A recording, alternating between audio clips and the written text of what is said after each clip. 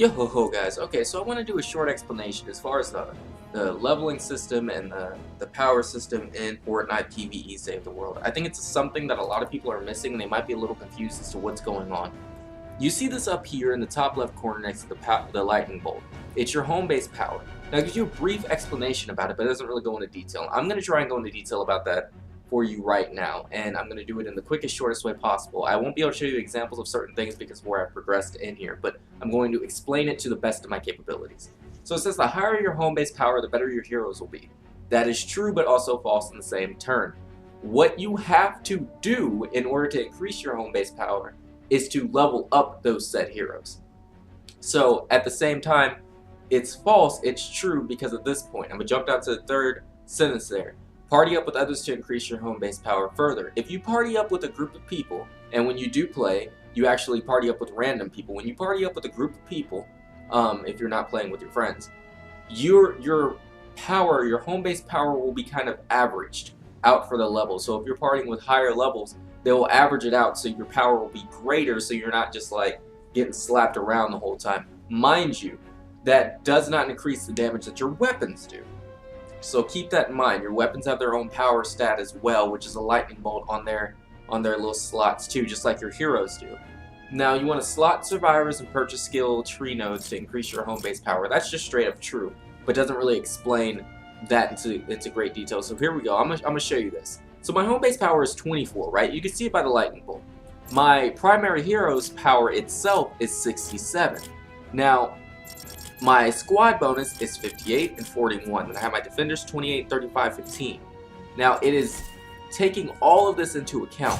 So if I had, as I leveled up my Raven, right, it increased my home base power ever so slightly until I, evolved him, and then it increased it more. Now it did that with my squad as well as my mission defenders. Once it got to a point where they were increased to a good state, it leveled up my home base power.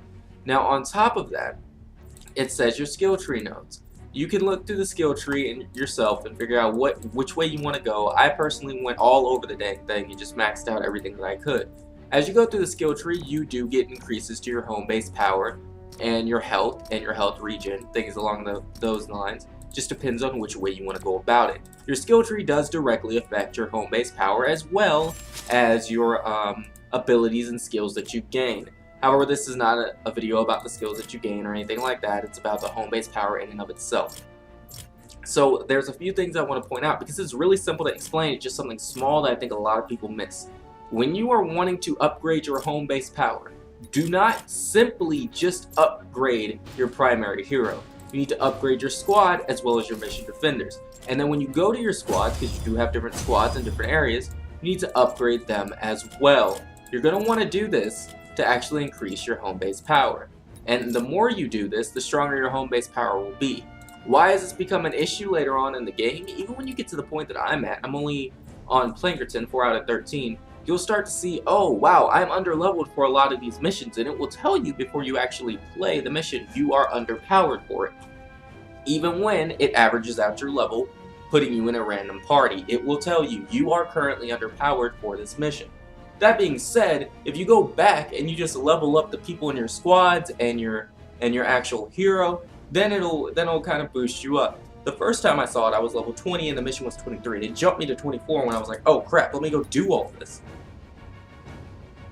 I don't think the game takes time enough to actually fully explain that to you, especially if you're the type of person that will skip the tutorial, and the tutorial does not exactly go into great detail about it either.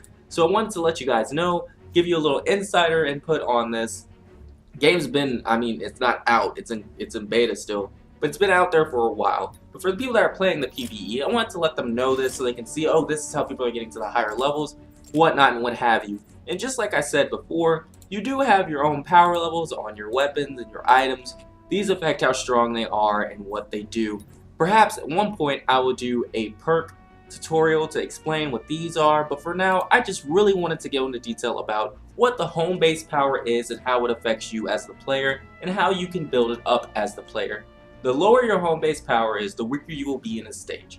It's like your base stats. Yes, in a way it is kind of like your level. Flat out, it honestly is, but there are so many different key factors affecting your level based purely on your squad, your hero, and things of that nature. Yes, the skill tree does affect it, but you can actually read full frontal what that does to affect it. Some things say they give you plus 1% on health regen, and other things say they give you plus so and so on defense or attack. It tells you flat out.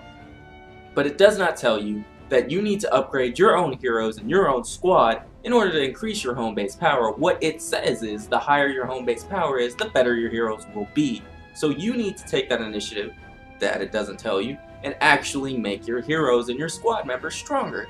So I just want to lay that out there for you guys. I hope that helps you, and I hope if you're getting into the Fortnite PVE, this helps understand the home base power thing for you, and it gets you going on the right track. Because you will find some experienced players do not have a high home base power simply because they have not been doing these things, or they might be rotating out different types of heroes. Now I will say this as well, if you do rotate out, it does not lower your home base power. It does in fact make you a little weaker though. If you don't have a strong defender, the defender will get dropped. It's a whole nother story, a whole nother nightmare in and of itself.